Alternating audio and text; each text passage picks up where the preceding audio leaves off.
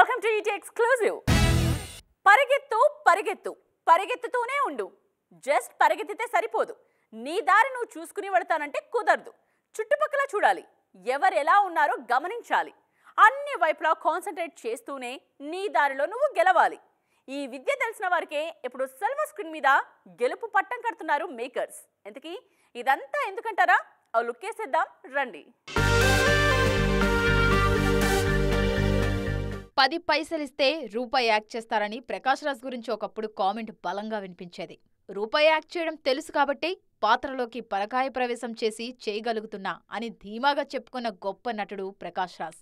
ఏ భాషలో నటిస్తే ఆ భాషకు గాత్రదానం చేస్తూ నటుడంటే ఇలా ఉండాలని ప్రూవ్ చేసుకున్నారు ప్రకాష్. కానీ ఒకప్పటితో పోలిస్తే ఇప్పుడు ఆయన కనిపిస్తున్న సినిమాల సంఖ్య తగ్గుతోందా అనే డిస్కషన్ మొదలైంది. ప్రకాష్ రాజ్ అంతటి నటుడిగా పేరు తెచ్చుకున్నారు జగపతి బాబు.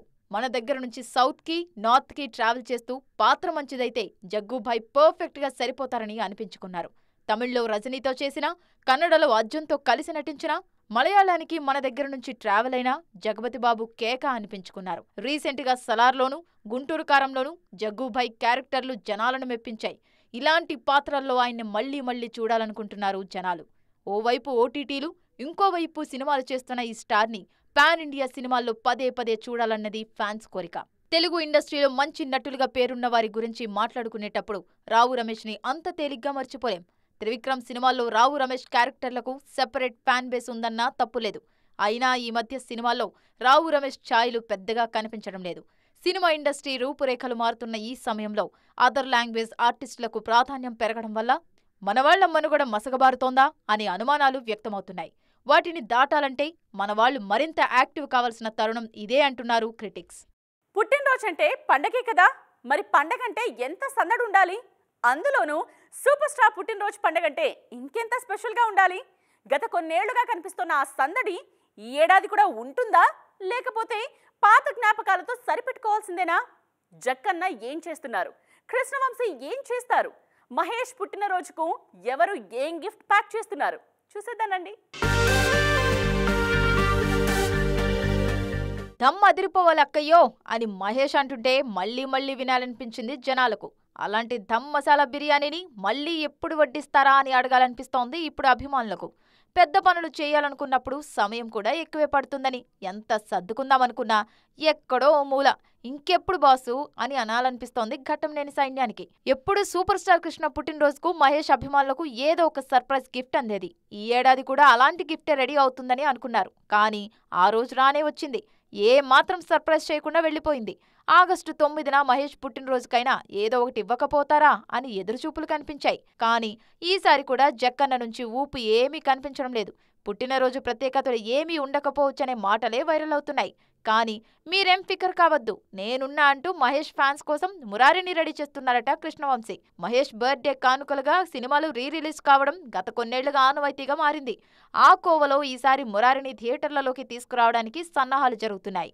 పాత వర్షన్ని 18 నిమిషాలు ట్రిమ్ చేసి 4Kలో రిలీజ్ చేయాలనుకుంటున్నారట కృష్ణవంశీ. ఏదో ఒక గిఫ్ట్ అని సరిపెట్టుకోవాలా? జక్కన్న జర చూడరాదే అంటూ ఆశగా ఎదురు చూడాలా అనేది మహేష్ ఫ్యాన్స్ డైలమా. ఈ డిసెంబర్లో గేమ్ చేంజర్ రానుందా? ఈ డిసెంబర్ ఇండస్ట్రీకి గేమ్ చేంజర్గా మారనుందా? ఆ నెలలోనే రాజాసాబ్ థియేటర్స్లోకి ఎంట్రీ ఇస్తారా? పుష్ప సీక్వెల్ రిలీజ్ ఉంటుందా లేదా? ఈ డౌట్స్ వల్ల క్రియేట్ అవుతున్న కన్ఫ్యూషన్కి ఫుల్ స్టాప్ పడేది ఎప్పుడు?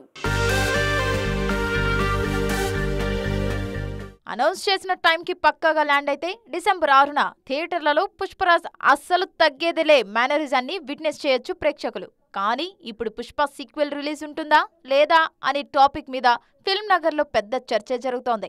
మిగిలిన సినిమాల రిలీజ్ డేట్లు కూడా డిసెంబర్లో కనిపిస్తుండటంతో అనుమానాలు మరింత ముదురుతున్నాయి. మా సినిమా డిసెంబర్లో వచ్చేస్తుంది అని గట్టిగా చెప్పారు మంచు విష్ణు.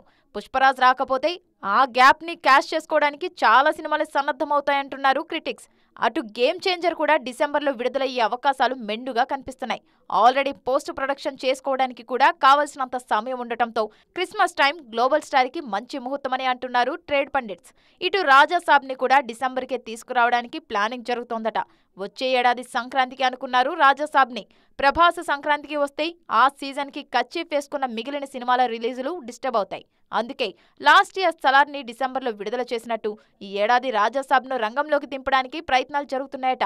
పుష్ప 2 మేకర్స్ నుంచి పక్కాగా ఓ మాట వినిపించే వరకు ఇలాంటి ఊహాగానాలకు ఫుల్ స్టాప్ పెట్టడం కష్టమంటున్నారు విమర్శకులు.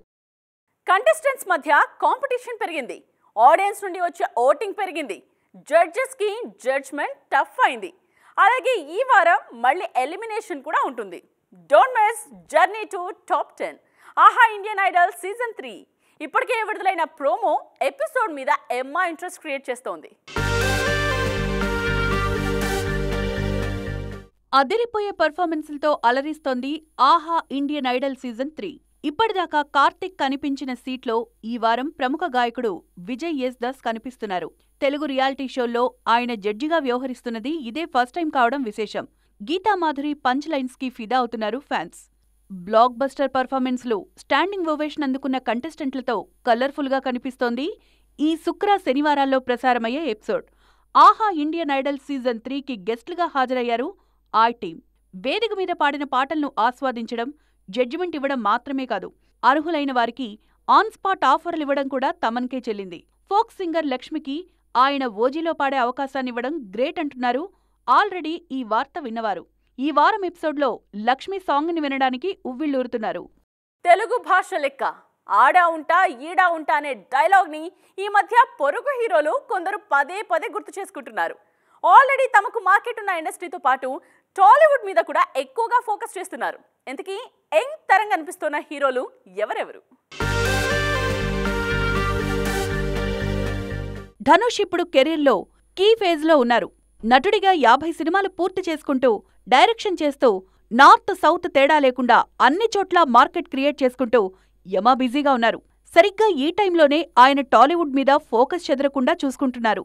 సార్ సినిమాతో తెలుగులో వచ్చిన హిట్ సౌండ్ అంతలా నచ్చింది ఆయనకు. ఆ కిక్తోనే ఇప్పుడు కుబేర సినిమాలో నటిస్తున్నారు. నాగార్జున, ధనుష్ నటిస్తున్న ఈ సినిమాకు శేఖర్ కమ్ముల దర్శకత్వం వహిస్తున్నారు. ధనుష్ లాగానే తెలుగు ప్రొడ్యూసర్కి కాల్ షీట్స్ ఇచ్చి వారసుడు చేశారు విజయ్. ఇక వరుసగా తెలుగు మేకర్స్తో మింగిలవుతారనుకున్న తరుణంలో సినిమాకు స్వస్తి చెప్పబోతున్నారంటూ షాక్ ఇచ్చారు. ఆ గ్యాప్ ని క్యాష్ చేసుకోవడానికి కోలీవుడ్ నుంచి ముందడుగు వేశారు అజిత్. మైత్రి మూవీ మేకర్స్ సంస్థలో గుడ్ బ్యాడ్ అగ్లీ చేస్తున్నారు తల. తమిళ్కి ఏమాత్రం తీసిపోకుండా ఉన్నారు మలయాళం స్టార్స్. దుల్కర్ సల్మాన్ మాలీవుడ్లో చేస్తున్న సినిమాల కన్నా తెలుగులో చేస్తున్న సినిమాల సంఖ్యే భారీగా కనిపిస్తోంది. కల్కిలో గెస్ట్ అపియరెన్స్ ఇచ్చిన ఈ స్టార్ త్వరలోనే లక్కీ భాస్కర్తో తెలుగు ప్రేక్షకులను పలకరించబోతున్నారు. యంగ్స్టర్స్లో దుల్కర్తో పాటు పృథ్వీరాజ్ సుకుమారన్, ఫాహద్ కూడా తెలుగు మీద బాగా ఫోకస్ చేస్తున్నారు. సీనియర్లలో మమ్ముట్టి, మోహన్ లాల్ టాలీవుడ్ టచ్ పోకుండా చూసుకుంటున్నారు. తమకు సెట్ అయ్యే కథ, కాలింగ్ బెల్ నొక్కితే పర్ఫెక్ట్గా రియాక్ట్ అవుతున్నారు ఈ ఆర్టిస్టులు. రోల్ మెయిన్ అయినా సైడ్ అయినా నో చెప్పకుండా పర్ఫామ్ చేస్తున్నారు ఈ స్టార్స్. ఇదే వాటి ఈటీ ఎక్స్క్లూజివ్. మరిన్ని ఇంట్రెస్టింగ్ అండ్ కలర్ఫుల్ అప్డేట్స్తో మళ్ళీ కలుద్దాం. దిస్ ఇస్ నేత్ర సైనింగ్ ఆఫ్.